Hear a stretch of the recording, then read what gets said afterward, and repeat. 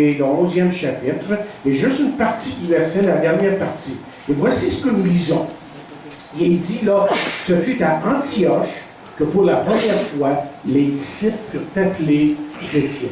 Je peux relire, ce fut à Antioche que pour la première fois, les disciples furent appelés chrétiens. Alors prions et demandons à Dieu de bénir sa parole. Père, encore une fois, on est devant toi et cette fois-ci, on est devant ta parole, ta sainte parole. Et je sais qu'à travers ta parole, tu veux parler à nos cœurs et tu veux nous emmener à te connaître et à t'aimer pour qu'ensuite on puisse s'aimer les uns les autres. Et dirige-nous dans ta parole et donne-nous la pensée qui est là dans ta parole pour que nous puissions justement grandir et apprendre à te connaître. Donc, Seigneur, je remets ces paroles devant toi et que tous et chacun nous puissions comprendre ce que tu veux nous dire ce matin. Amen. Alors, nous allons aborder un sujet qui est quand même assez important, assez fondamental, vous allez dire. J'aimerais vous parler de ce que c'est un chrétien authentique. Et en fait, je l'ai mis en forme de question. Qu'est-ce qu'un chrétien? Puis c'est certain que si ce matin, je vous demandais de me donner une idée de ce que c'est un chrétien, qu'on avait toutes sortes de réponses, et des bonnes réponses. Il n'y en a pas de réponse qui serait nécessairement fausse, mais on a tous un peu notre façon de dire les choses. Pourquoi est-ce que c'est si important de bien répondre à cette question-là? C'est important de bien répondre à cette question-là parce que, chers amis, ça va déterminer en grande partie comment on va marcher dans la vie chrétienne. Ce qu'on sait de cette question-là et comment on répond à cette question-là. Mais vous savez, ce qui est très intéressant, c'est que lorsqu'on regarde dans la Bible, dans le Nouveau Testament, évidemment, là, que pour un nom qui est si fréquemment utilisé autour de nous, on parle de chrétien, la Bible, elle, n'utilise que très peu. Et pourtant, elle dit que c'est un beau nom. Et le mot chrétien vient du grec, qui est le mot christianos, qui veut dire tout simplement loin. Une autre chose que j'ai remarqué en étudiant, en préparant ce message, c'est que j'ai remarqué que les gens du Nouveau Testament, les chrétiens, si vous voulez, du Nouveau Testament, ne s'appelaient pas chrétiens. C'était pas comme ça qu'ils s'adressaient l'un à l'autre. Nous, peut-être qu'on le fait aujourd'hui, mais pas dans ce temps-là. Dans ce temps-là, si vous lisez les Écritures, vous allez découvrir, par exemple, qu'on s'appelait frères et sœurs, disciples, les élus, les saints, ou des fois on parlait tout simplement de croyants. Donc, c'est un sujet qui est important. Important pour plusieurs raisons, mais d'abord, laissez-moi vous donner quelques remarques, vous faire quelques remarques préliminaires. D'abord, ce nom, on découvre dans la parole de Dieu, a une grande signification. Justement, il y a un roi à qui Paul a témoigné un jour, le roi Agrippa, et écoutez ce qu'il a dit. Il dit, tu vas bientôt me persuader de devenir chrétien. Intéressant, hein? Et ce roi ici était, comme on dit, un païen, c'est-à-dire une personne qui ne connaissait pas quoi que ce soit de l'Évangile. Il a entendu l'Évangile et après avoir entendu l'apôtre Paul parler de Jésus-Christ, il a compris qu'être chrétien avait une grande signification. La deuxième chose que j'ai découvert dans la parole de Dieu, c'est que un chrétien, ou le mot chrétien, celui qui porte le nom chrétien, on découvre que c'est un nom qui est persécuté. Et c'est Pierre, évidemment, dans son épître, où il parle amplement d'épreuves, de souffrances et tout ça. Il va dire, mais si quelqu'un souffre comme chrétien, qu'il n'en ait point honte, et que plutôt il glorifie Dieu à cause de ce nom. Et on sait que la plupart des apôtres du temps de l'Église primitive sont morts pour la cause de l'Évangile. Et s'ils sont morts pour Jésus-Christ, c'est parce qu'ils l'avaient vu d'abord, ils l'avaient vu sur la croix, et ils l'avaient vu après la croix. Parce que Jésus n'est pas resté dans le tombeau, mais Jésus est ressuscité, et ils l'ont vu eux-mêmes là, de leurs propres yeux, et ils ont cru en lui, ils ont marché avec lui. C'est un homme persécuté, comme j'ai dit, la plupart sont morts pour la cause de Christ. Néron, si vous connaissez un peu votre histoire, a mis le feu à Rome et ensuite, pour justifier la persécution des chrétiens, a blâmé les chrétiens pour tout le trouble qu'ils causaient. Mais la chose qui est intéressante, la chose qui est très intéressante dans la parole de Dieu et à travers les âges, c'est que le plus qu'on persécutait les chrétiens, plus ça se répandait. Amen. La persécution n'a jamais arrêté l'Évangile. Ça, je veux que vous le sachiez. Troisième chose que j'observe concernant le mot chrétien, c'est qu'aujourd'hui, c'est un nom qui a peu de signification pour bien des gens. Vous allez sur la rue, vous demandez à quelqu'un s'il est chrétien. Bon, peut-être un peu moins que dans le passé, évidemment, mais on va dire, oui, je suis chrétien. Et si on vous dit qu'on est chrétien, c'est peut-être parce qu'on a été baptisé, parce qu'on a hérité d'une certaine religion, ou peut-être parce qu'on va à une certaine église. Mais vous et moi, je pense qu'on sait à ce stade-ci, et on devrait savoir que personne ne naît chrétien. On devient chrétien par une décision personnelle qu'on prend pour Jésus-Christ, évidemment. Vous savez, quelqu'un a dit ceci un fois, il dit, c'est pas parce que vous rentrez dans un McDonald's que vous sortez et que vous êtes, en sortant, un Big Mac, hein? Je pense pas. Non, on devient chrétien. C'est pas parce qu'on va, autrement dit, dans une église, et même cette église, ou n'importe quelle église, qu'on est chrétien. C'est parce qu'on aura pris une décision, on aura invité Jésus-Christ, évidemment, à venir dans notre vie. Évidemment, encore une fois, on se rapporte à l'histoire. Je ne sais pas si vous vous rappelez que l'empereur Constantin, en l'an 350, il a eu une vision, à un moment donné, supposément. Là, il a vu une croix. Ça l'a tellement touché ou révolutionné dans sa façon de penser, là, que là, il a décidé que tout le monde devait devenir chrétien. Il a imposé, littéralement. Vous savez, on ne peut pas imposer l'Évangile à quiconque. Hein? On ne peut pas imposer l'Évangile à quelqu'un. C'est un choix que les gens font. Et c'est un choix, si vous ne l'avez pas prise, là, c'est un choix que vous devez faire. Une décision que vous devez faire. Alors, qu'est-ce que c'est un chrétien? Comment est-ce qu'on pourrait définir un chrétien authentique? Parce que je suis sûr qu'on a chacun de nous un peu notre idée sur ça. Et là, j'ai découvert qu'il y a plusieurs choses que la Bible nous dit sur la personne qui se dit chrétien. Et la première chose que je peux vous dire, c'est pas nécessairement dans cet ordre-là qu'on doit apprendre les choses, là, ou dire les choses. Mais j'ai découvert un chrétien, c'est une personne qui a Christ comme centre de sa vie. C'est une personne qui a Christ comme centre de sa vie. Et la Bible nous dit, étant donc justifiés par la foi, nous avons la paix avec Dieu, notre Seigneur Jésus-Christ. Donc celui qui a invité Jésus-Christ dans sa vie, c'est celui qui, on pourrait même dire, réconcilié avec Dieu. C'est celui qui s'est repenti et qui s'est tourné vers Dieu. Et sa vie depuis lors a complètement changé. Et Pierre, vous rappelez Pierre au premier jour lorsque l'Église est née, le jour de la Pentecôte, il s'est tourné vers des milliers de gens littéralement et il leur a dit, repentez-vous. Et c'est un message que l'Église a tendance à perdre aujourd'hui. On parle de beaucoup de choses, mais on ne parle plus de repentance. Et on a besoin de se repentir pour venir à Jésus. Il y aurait tellement de choses à dire. On pourrait parler de Nicodème. Nicodème, ce religieux, comme je disais hier, qui est venu à Jésus de par la nuit, un homme très religieux, un homme qui connaissait tout ce qui était spirituel, entre guillemets, mais qui ne connaissait pas Dieu. Il avait sa religion. Et vous savez, il y a bien des gens qui sont comme ça aujourd'hui. Ils connaissent la religion. Savez-vous qu'il y en a qui connaissent même la Bible très bien, sont capables de nous expliquer des doctrines et tout ça, mais ils ne connaissent pas Jésus-Christ. Ils n'ont pas vraiment invité Christ dans leur vie. Et il y en a même qui, ça fait des années qu'ils vont à l'Église, ils n'ont jamais confessé Jésus-Christ comme leur sauveur personnel. Et Jésus a dit à Nicodème, Nicodème, il faut que tu naisses de nouveau. Malgré ta religion, ton standing devant les gens et ta richesse, parce qu'un pharisien dans ce temps-là, normalement, était assez riche, bien portant, merci, financièrement parlant, à comparer les autres. C'était un homme qui était même très important, un homme qui ne connaissait pas Dieu. Et la Bible dit que si quelqu'un est en Christ, connaît Jésus-Christ autrement dit, c'est une nouvelle personne. Les choses anciennes sont passées.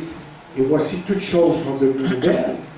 Et l'apôtre Paul, lui, a résumé le tout dans quelques mots. Moi, j'aime la manière que Paul s'exprime des fois. Il dit dans peu de mots ce que vous et moi, on veut exprimer des fois. Et là, il va dire à un moment donné, pour moi, vivre, c'est Christ. La vie, là, ça se résume à ça. C'est Jésus-Christ. Autrement dit, ce que Paul est en train de dire, c'est que Jésus est le commencement, le milieu et la fin de ma vie. Jésus en est vraiment le centre. Et la deuxième chose qu'on peut dire à propos d'un chrétien ce matin, c'est que c'est une personne qui est remplie d'amour. Qui devrait au moins être remplie d'amour.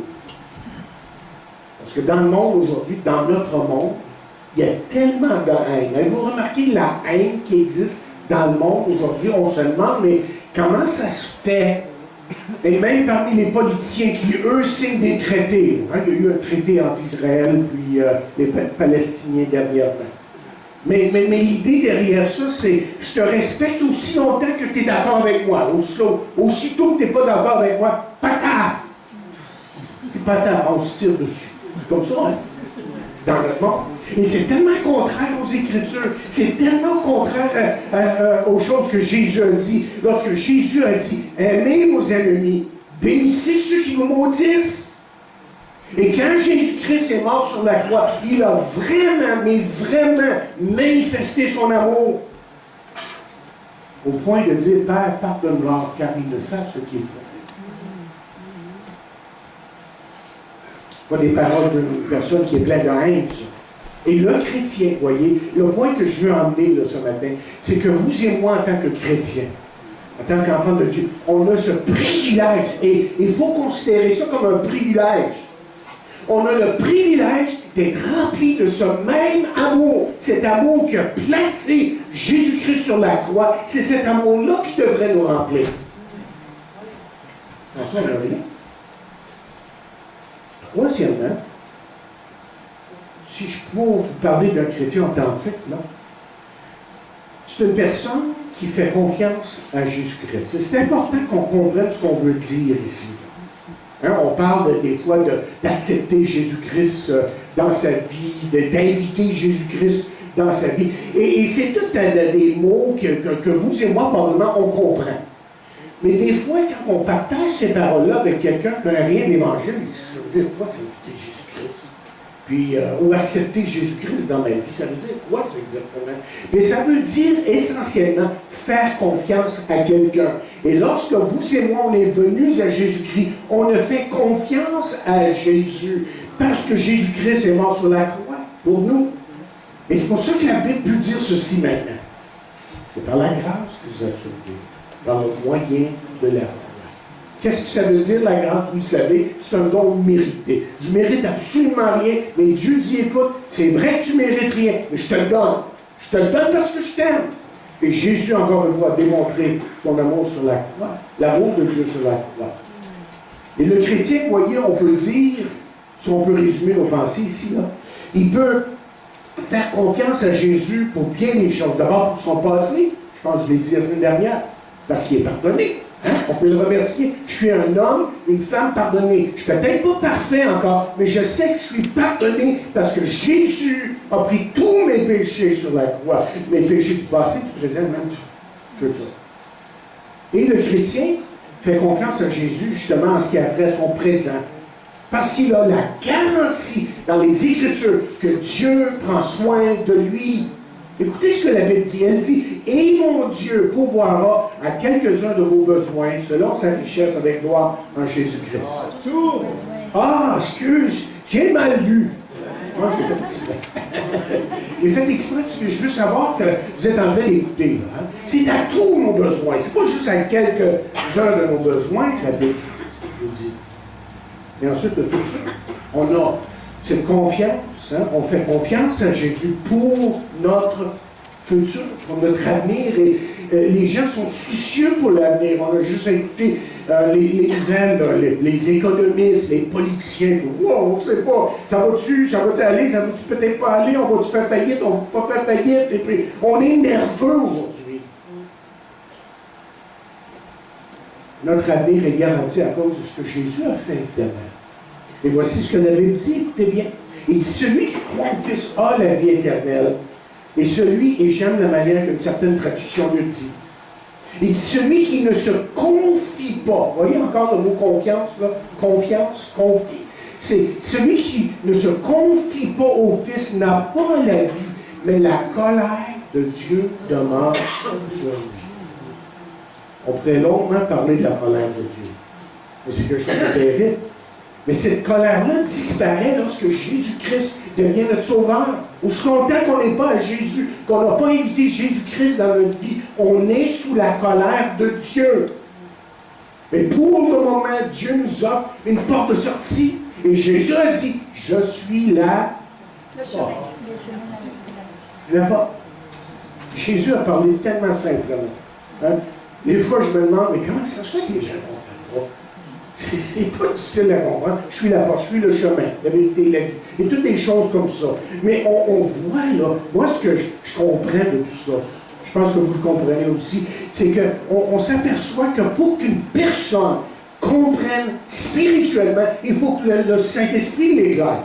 Il aura beau à lire tous les versets que vous et moi on lit, qu'on dit, waouh, c'est ça la vie éternelle, c'est ça de suivre Jésus. Et si le Saint-Esprit n'a pas éclairé, là, c'est juste des paroles. Si le Saint-Esprit n'a pas illuminé ses yeux. Alors que le chrétien, vous voyez, fait confiance à Jésus dans tous les petits détails de sa vie. Il n'y a rien qui échappe à Dieu. C'est pour ça que le psalmiste a dit ceci. Écoutez ce qu'il a dit. Lui, il avait des problèmes. Des fois, quand on regarde les psaumes, on pense, oh, c'était facile pour lui, il avait juste à prier un petit peu. Ouais. On va vous dire, il y a des fois, lui, qui s'attendait à mourir le lendemain ou à l'instant même, puis il a crié à Dieu, puis Dieu l'a délivré. Et voici ce qu'il a dit. Il a dit, moi j'ai confiance en ta bonté, j'ai de l'allégresse dans le cœur, à cause de ton salut. Je chante à l'Éternel, car il m'a fait du bien. Et c'est rempli de versets comme ça.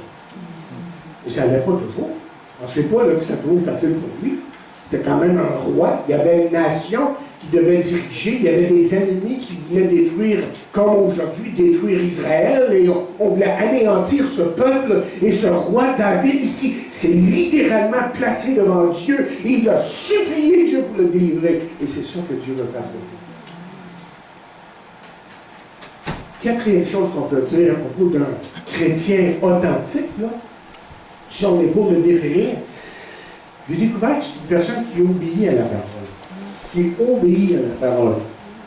Et justement, il y a tellement de versets, c'est pour ça qui manquent dans la Bible pour nous illustrer, pour nous montrer que c'est ça. Là, hein? Par exemple, dans le psaume 119, verset 9, le verset qui vient à l'esprit, c'est « Comment le jeune homme rendra-t-il pur son sentier? » En se dirigeant d'après la parole, nous dit la Bible.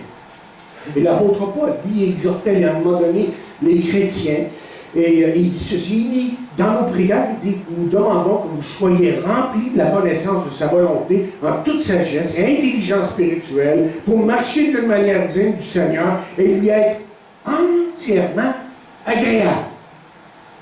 Laissez-moi vous poser une question. Est-ce que vous cherchez à lui être entièrement agréable? Bonne question, hein? Parce que des fois, vous savez, on lui donne un petit peu. Oh, Seigneur, aujourd'hui, je me sens un petit peu plus spirituel, là, un petit peu plus. Je me sens un peu mieux. Là, Seigneur, on va te donner tout.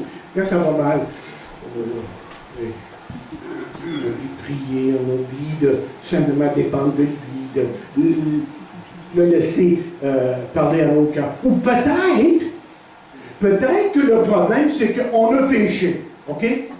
On a fait quelque chose, et on sait qu'on l'a fait d'une façon délibérée. Et là, on dit, bon, ben là, c'est pas question que je prie, là. Mais non, je suis plein de péchés. Savez-vous ce que c'est, la grâce? La grâce, c'est que vous ne méritez rien, justement. Vous n'êtes pas digne. Il n'y a pas personne qui est digne. Enlevez-vous tout ça de la tête que vous pouvez vous approcher de Dieu en étant un bon gars, puis spirituel, tout ça. Et quand vous réaliserez ce que Jésus a voulu dire lorsqu'il a dit « Heureux les pauvres en esprit, car le royaume de Dieu est à eux. C'est parce que Jésus a dit, si vous dépendez de moi entièrement et reconnaissez votre faillite spirituelle, que vous n'avez rien à me donner, là, je peux faire tout pour vous. C'est ça qu'il voulait dire dans la première belle attitude. Revenons à l'obéissance. La Bible dit, il y a d'autres versets qui parlent d'obéissance. L'obéissance vaut mieux que les sacrifices. Comment dit, des fois, nous, comme chrétiens, on devient très activistes. Hein? On fait ci, on fait de l'évangélisation, on fait ci, on fait ça. Ça paraît bien, hein? On témoigne après tout. Mais il n'y a pas d'obéissance. Ça vaut quoi, ça? Ça vaut rien. Laissez-moi résumer mes pensées ici. Pour plaire à Dieu, il faut lire sa parole. Et si nous voulons vivre une vie correcte aux yeux de Dieu, pour lire, méditer sa parole, il nous a donné sa parole. Il nous a donné une map, un guide. C'est pour ça que sa parole est si importante dans la vie du chrétien. Et deuxièmement, pour connaître la volonté de Dieu et pour être rempli d'intelligence spirituelle, il faut lire ce qui est spirituel. Et qu'est-ce qui est spirituel? C'est la Bible, la parole de Dieu, parce que la Bible dit que toute écriture est inspirée de Dieu. Et Jésus a dit, ta parole est la vérité. Donc Dieu nous a donné quelque chose qui est plus fort que nous, plus puissant que nous. Sa pensée qui nous est donnée dans un livre, et ce livre, avec l'action du Saint-Esprit dans nos cœurs, nous guide, nous éclaire sur les chemins de la vie et surtout sur celui de la vie éternelle. Et ensuite, troisième chose que j'aimerais dire, là, pour résumer ma pensée ici, c'est que toutes nos prières, notre, si vous voulez, religiosité ne vaut absolument rien à moins que j'obéisse. Je sais, je viens d'en parler il y a quelques instants. Mais ça, c'est probablement la plus grande difficulté des chrétiens que moi je vois. Le plus grand problème dans l'Église, c'est pas, pour certains, en tout cas, c'est pas la connaissance. Ils connaissent leur Bible. Il y en a même qui, théologiquement, là, vous les écoutez, vous dites, wow, ils connaissent ça. Lui, il est capable d'expliquer la justification, puis la propitiation, puis tous ces grands mots-là dans la Bible. Là, je vous explique ça, puis vous êtes tout étonnés. Wow! Et là, vous regardez leur vie, puis moi, j'aimerais mieux qu'ils parlent. Franchement, là, j'aimerais mieux qu'il ne parle pas parce que sa vie n'est pas du tout un exemple. Et des fois, on fait plus de tort par notre façon de vivre. Tout ce bien de pas en parler si vous ne vivez pas pour Jésus, mais taisez-vous. Les gens vont dire, c'est ça, le chrétien? C'est ce qui arrive souvent, malheureusement. Vous savez, lorsqu'on regarde dans la parole de Dieu, dans la Bible, quand on lit les évangiles, qui est-ce qu'on voit? On voit l'homme parfait qui était Jésus. Et c'est sûr qu'on n'est pas Jésus. On n'est pas divin comme lui l'était. Mais on a quand même son esprit. On a quand même la puissance de Dieu qui est en nous, qui nous guide et qui nous aide à comprendre les choses de Dieu et qui nous amène même à nous repentir parce que c'est lui qui nous convainc, qui nous sonde et qui nous amène à comprendre. Mais des fois, c'est beaucoup mieux de se repentir avant d'aller parler. De vraiment s'en remettre un peu. Obéissance, c'est quelque chose qui est oublié des fois dans l'Église. Et la Bible dit ceci, que ce livre de la loi, c'est Dieu qui parle à Josué, évidemment, qui dit ceci, il dit que ce livre de la loi ne s'éloigne point de ta bouche, médite-le jour et nuit pour agir fidèlement selon tout ce qui est écrit. Car c'est alors que tu auras du succès dans toutes tes entreprises. Et c'est alors que tu réussiras. Et moi, j'ai aimé la réponse de Josué, lorsque Josué, à la fin de ses jours, a dit « Moi et ma maison, nous servirons l'Éternel. » Il n'y avait pas de compromis avec lui. Et il ne devrait pas y avoir pour nous, là, aujourd'hui. Si on veut vraiment donner un témoignage efficace aux gens de l'Évangile de Jésus-Christ, il ne devrait pas y avoir de compromis.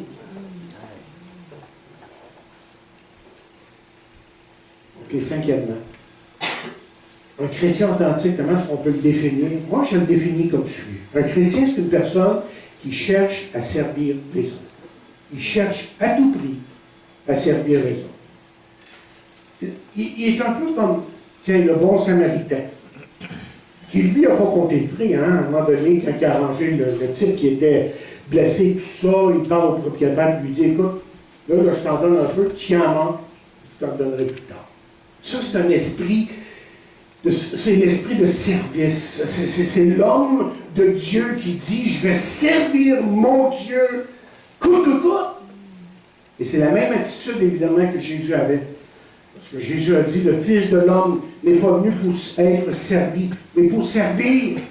Et vous et moi, on est appelés à servir. Et vous allez voir dans un instant pourquoi. Vous vous rappelez, pour ceux qui... moi, je l'ai entendu dire, j'étais jeune à ce temps-là, par exemple. Je me rappelle encore. Parce que le président Kennedy a dit, ne demandez pas ce que votre pays peut faire pour vous, mais ce que vous pouvez faire pour votre pays. Hein? Une déclaration qui nous revient souvent, des fois, lorsque les présidents sont présentés au pays ou quoi, et on veut faire comprendre même aux gens, aux citoyens d'un pays, là, que c'est mieux de servir que d'être servi. Vous savez, on entend souvent parler de conflit entre les gens. Conflit de personnalité, on pourrait l'appeler, entre les gens. Et puis, on se demande, mais comment est-ce que ça pourrait se résoudre, ça? Il y a plusieurs choses qu'on pourrait dire. On pourrait faire un message facilement sur ça, que j'en ai fait dans le passé, sur comment on peut résoudre des conflits, lorsqu'on a des conflits. Mais je pense que si on ne veut pas être déçu des autres, la meilleure chose, c'est de servir. Là, on n'est pas déçu. Et de servir de tout notre cœur. De cette façon-là, on n'est pas là en train d'attendre que les autres nous servent, mais on sert, et de cette façon-là, on le fait pour la gloire de Dieu. Prions souvent, il y a des chrétiens qui prient comme ça. Bénis-moi, bénis-moi, bénis-moi. Peut-être qu'on devrait prier, Seigneur, qu'est-ce que tu veux faire par moi? Qu'est-ce que tu veux que je fasse? Là? Comment est-ce que je pourrais te servir? Ou qu'est-ce que je pourrais faire pour toi? Plutôt que toujours dire, ben, donne-moi, et donne-moi, et donne-moi. On doit servir. Mais lorsqu'on apprend à servir, bien, Dieu change notre cœur et il nous remplit, comme on a dit tantôt, de cet amour qui vient de lui, parce qu'on n'est pas centré sur nous-mêmes, mais centré sur Jésus-Christ. C'est le cœur de Jésus qui parle à travers nous. Sixièmement, comment est-ce qu'on peut définir un chrétien? Mais c'est une personne qui est un optimiste. Un optimiste. Vous savez, c'est quoi un optimiste? Hein? Tous les optimistes, on entend parler de ça. Hein? Et il y a toutes sortes de livres aujourd'hui qui s'écrivent sur ce sujet-là. On veut tellement être optimiste qu'on veut que les gens soient positifs. Hein? Donc, on lit. Il y a des livres comme La pensée peut tout, La pensée positive. Et il y en a toujours qui sortent. Là. Il y a toujours quelqu'un qui est en train de nous montrer comment on peut être positif. Ce qui est très intéressant, c'est qu'on utilise la Bible très souvent. On est en train de citer verset après verset, puis ce n'est pas nécessairement les chrétiens qui écrivent, là, mais ils ont trouvé que dans la Bible, il y a toutes sortes de choses extrêmement positives. Et le chrétien, effectivement, c'est pour nous montrer là, que le chrétien devrait être la personne la plus positive au monde. Il y a toutes les raisons pour l'être. Oui. Voyez, la philosophie du chrétien devrait être seul. Jamais seul. Et son cantique favori, c'est un de mes cantiques favoris, non, jamais tout seul. Hein? Non, jamais tout seul. Mais on entend tellement de chansons aujourd'hui, des chansons qui disent quelque chose comme « Je me sens seul. Je suis parmi les autres, mais je suis seul. » Il y a tellement de solitude aujourd'hui. Mais même si le chrétien se trouverait au pôle Nord, tout seul, il pourrait quand même dire « Non, jamais tout seul. » Parce que Jésus est avec lui. Vous savez, à un moment donné, on a essayé de se débarrasser de quelqu'un dénommé Jean l'apôtre, Jean qui était apôtre de Jésus-Christ. On a essayé c'est le seul en passant qui n'est pas mort martyr. Et on a voulu s'en débarrasser. Il était fatigant, il parlait toujours Jésus. Donc on a dit qu'on va l'enlever, on va l'envoyer à Patmos. Puis savez-vous ce qu'il y avait à Patmos? Il y avait des mines.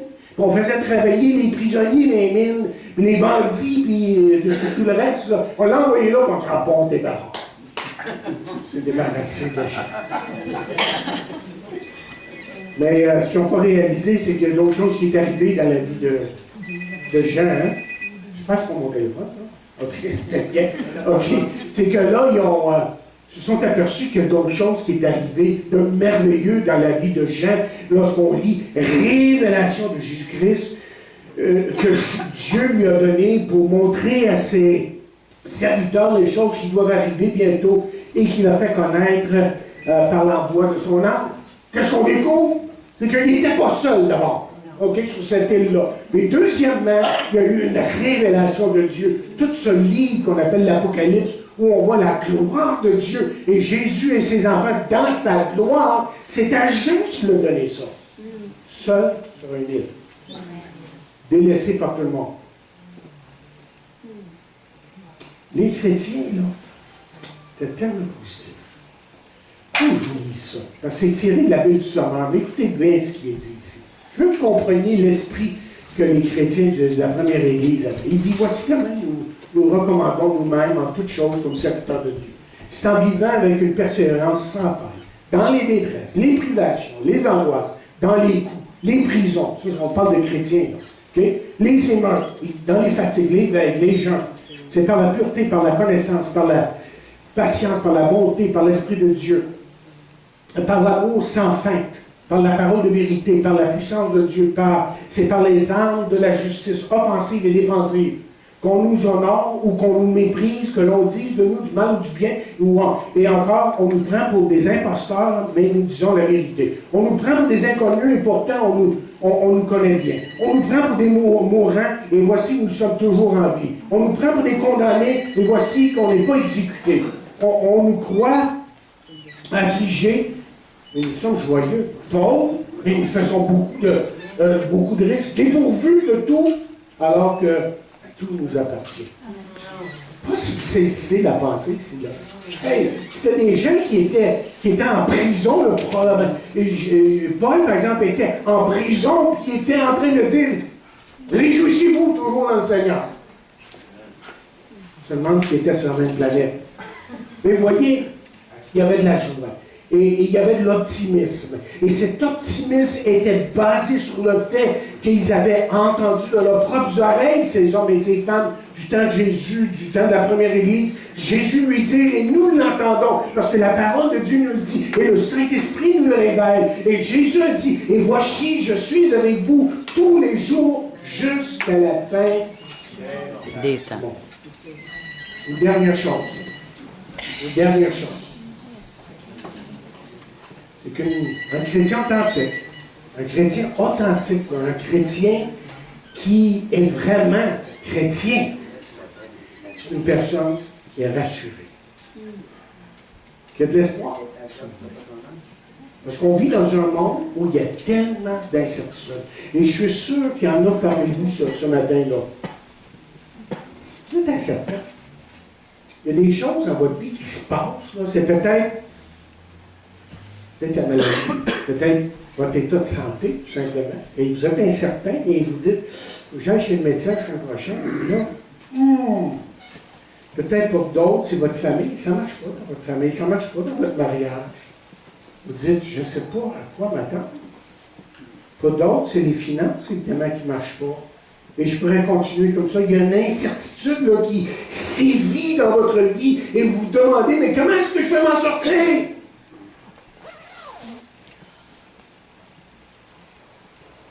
Il y a deux choses qui nous rassurent, qui nous donnent la certitude pour nous en tant que chrétiens. D'abord, la parole de Dieu. La Bible dit ceci. La Bible dit ceci. La foi vient de ce qu'on entend. Et ce qu'on entend vient de la parole de Christ. Alors, plus que je plonge mes regards dans la parole, dans la Bible, si vous voulez, plus que je découvre que j'ai tout un héritage. Wow! Là, je découvre que j'ai tout. Mais je n'ai pas à m'inquiéter. Puis ensuite, il y a l'Esprit de Dieu qui nous rassure. L'Esprit de Dieu qui agit en nous, qui est présent à tout moment. Et l'apôtre dit, l'Esprit lui-même rend témoignage à notre esprit que nous sommes enfants de Dieu. Dieu veut nous rassurer. Il veut vous rassurer. Il veut enlever dans votre vie là, cette incertitude, cette nervosité, ce stress que vous vivez, que vous n'avez pas besoin. Parce qu'en fin de compte, pour certains, c'est en train de les tuer. Littéralement. et vous pouvez vivre sa paix. Vous voyez, le chrétien est rassuré dans 3 domaines, ses besoins. Et la Bible dit, et Dieu peut vous combler de toute sa grâce afin que possédant toujours en toutes choses, de quoi satisfaire à tous vos besoins, vous ayez en abondance pour tout bonheur. Donc le chrétien est rassuré en ce qui a trait à ses besoins. Dieu promet de pourvoir à vos besoins. Il est rassuré en ce qui a trait à ses épreuves. Et on a des épreuves. Il y a des fois, ça va mal, même pour un chrétien. Ça ne va pas trop bien. Ça, c'est un mensonge. S'il y a quelqu'un qui vous dit que ça va toujours aller bien, c'est pas vrai. Jésus ne nous a jamais dit que ça irait toujours bien, mais il nous a rassurés de sa présence, par exemple. Ça, il le fait. Et la Bible nous dit ceci, que toute chose concourt au bien de ceux qui aiment Dieu. Ça me rassure. Ça va mal des fois. Je dis, Seigneur, c'est entre tes mains. Je te fais confiance. Ensuite, votre avenir, la mort. Elle vous parle de la mort, j'en ai parlé la semaine dernière, dimanche soir.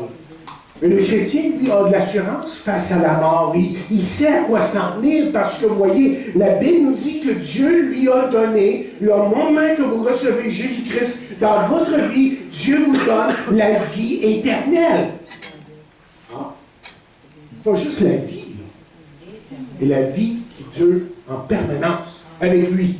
Et cette vie éternelle, c'est une qualité de vie d'abord, mais ensuite on sera dans l'éternité avec lui, avec un nouveau corps, des nouveaux yeux, des nouvelles oreilles, on va comprendre mieux les choses, on va être avec Dieu, et ça va être merveilleux. Amen. Seulement, laissez-moi vous poser la question, avez-vous reçu Christ dans votre vie? Est-ce qu'il est votre sauveur? L'ange, Paul a dit, juste avant que j'aille là, dit la mort est un gain. Moi, il est en train de dire, autrement dit, moi j'ai hâte de mourir. OK. On comprend. Nous, on comprend. On comprend ce qu'il est en train de dire. Ben oui, la mort est un gain. Je sais que je m'en vais. Et l'ange a dit, homme galiléen, pourquoi vous arrêtez-vous à regarder au ciel? Comme si c'était la fin que Jésus s'en allait. Là, il a reparlé à ses disciples pendant 50 jours. Là, les disciples étaient nerveux un peu. Ouais. C'est ce qui va nous arriver là. Ouais, il ne sera plus là. Il était là pour nous aider, pour nous conseiller, pour tout nous donner. Là, il était nerveux. Puis là, l'ange dit, hey, pourquoi vous arrêtez-vous? Ce Jésus qui a été enlevé au ciel du milieu de vous viendra de la même manière que vous l'avez vu allant au ciel. Wow!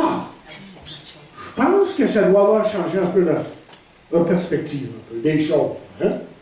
Ce que la Bible est en train de nous dire, et pas juste là, mais la Bible nous dit continuellement que Jésus revient, et que Jésus revient chercher ceux qui l'aiment, et il vient chercher ceux qui portent ce beau nom, dans le vrai sens du mot. Chrétien. Chrétien. Il vient chercher ceux qui lui appartiennent. Je vous pose la question en terminant. Êtes-vous cette personne? Oui. Êtes-vous ce chrétien, ce matin, qui est en route pour le ciel? Parce que si vous n'êtes pas en route pour le ciel, je m'excuse de vous le dire, mais c'est la Bible qui le dit. Je fais juste citer la Bible. Vous êtes en route vers la perdition. Vous avez besoin de Jésus. Maintenant. Parce qu'il peut revenir à n'importe quel moment. À n'importe quel moment. Connaissez-vous Jésus comme votre sauveur? Quand vous serez au ciel, quand vous serez devant le grand trône blanc, là, ça va être trop tard si vous vous rendez là. Mais quand vous serez devant le grand trône blanc, Jésus ne vous demandera pas, as-tu allé à l'église? As-tu donné ton argent? As-tu dit tes offrandes? As-tu prié? As-tu été bon? As-tu été bon? Tu as essayé autant que possible de pas sacrer? C'est ça qu'il va te demander. Il va te demander, est-ce que tu me connais? Est-ce que tu me connais? Est-ce que je suis ton sauveur? Et malheureusement, là, je n'ai pas le temps de rentrer dans ça. Et si vous rentrez au grand trône blanc, ça va être trop tard. La réponse va être non. Vous ne l'aurez pas fait. Et là, ça va être trop tard. Mais maintenant, aujourd'hui, la Bible nous dit, c'est le jour du salut. C'est votre privilège aujourd'hui de rentrer dans le royaume de Dieu et d'accepter Jésus-Christ. de lui faire confiance. Maintenant. Tandis que toutes les têtes sont baissées. Personne ne regarde autour de lui. Je suis sûr qu'il y en a qui, ce matin, devraient faire confiance à Jésus. Vous l'avez peut-être jamais vraiment fait. Vous y avez pensé, et il y a des gens qui vous ont exhorté de le faire, et vous avez un penchant pour ces choses-là. Vous dites, ouais, c'est bon. Et là, est-ce que vous l'avez fait? Voulez-vous une transformation dans votre vie? Voulez-vous que votre vie change, votre compréhension des choses de Dieu change, et de la vie, pas juste de Dieu, mais même des choses de la vie? Parce qu'on vit, comme j'ai dit tantôt, tous des épreuves. À un moment donné, on se demande, mais on s'en va où avec tout ça? Mais Jésus veut s'introduire dans votre vie, si je peux le dire ainsi, et faire la différence. Il le fait pour des milliers de gens à travers les siècles, des milliers, des millions, et il veut le faire pour vous personnellement, maintenant. Et tandis que personne ne regarde autour de lui, est-ce qu'il y a quelqu'un qui lèverait la main et qui dirait, moi j'aimerais que vous priez pour moi, parce que je veux vraiment lui faire confiance. Levez la main, si vous voulez. Vous pouvez la baisser. Il y en a d'autres. Lèverait la main qui dirait, moi, je veux que vous priez pour moi. J'ai vraiment besoin de prendre une décision pour Jésus. C'est important parce que ça concerne mon éternité où je vais aller après la mort. La mort, là, ça peut venir à n'importe quel moment. Ça fait assez longtemps que je suis dans le ministère pour savoir que j'ai enterré des petits et des grands. Et très petits. On peut partir à n'importe quel moment. Et connaissez-vous Jésus? Il y a quelqu'un qui l'a donné en terminant. Il dit, moi, je veux inviter Jésus-Christ dans ma vie. Seigneur Jésus, je te prie pour ceux qui, ce matin, regardent vers toi et se demandent, est-ce que je prends cette décision? Est-ce que je devrais la prendre? Et que tu les aides, que tu puisses les interpeller par ton Saint-Esprit afin qu'ils viennent à toi, apprennent à te connaître, à connaître ton amour, ta grâce et ton pardon. Qu'il soit fait ainsi, Seigneur. Parce que c'est toi qui convertis, c'est toi qui travailles dans le cœur de tous et chacun ici ce matin, même dans mon cœur. Et tu nous appelles à toi, afin qu'à nouveau nous puissions connaître qui tu es et la grandeur de ton amour.